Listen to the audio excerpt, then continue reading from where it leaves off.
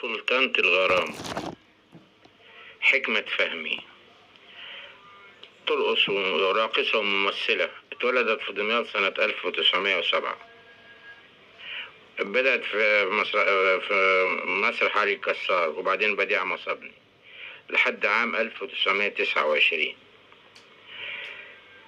كما قلنا ان هي سموها سلطانة الغرام. كان معروف عنها ايه علاقتها القوية بضباط القوات البريطانية من خلال ترددهم على الملهى الذي كانت ترقص فيه.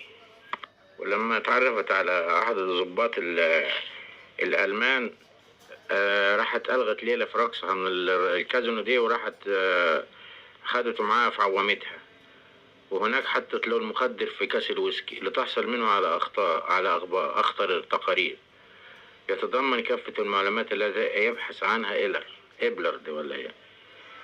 فجريت عليه وأعطته التقرير اللي كان يحتوي المعلومات على القوات النيوزيلندية ووحدات من جنوب أفريقيا واستراليا، بالإضافة إلى وحدة أخرى قوامها 5000 جندي، يعني كانت جاسوسة للألمان. لما تعرف الموضوع اتقبض عليها واتحكم عليها بالسجن، وضربت عن الطعام والمية. كانت موضوع كبير يعني أوي.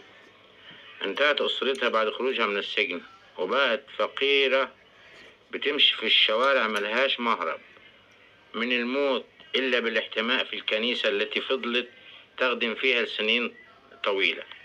يعني عاشت في كنيسة في الآخر، وقعدت في الكنيسة دي محدش يعرف عنها حاجة إلا طالب في كلية الهندسة بتربطه بيها صلة قرابة، فقعد يتردد عليها ويزورها بالأكل والدواء لحد ما ماتت وحيدة في 28 يونيو سنة 1974.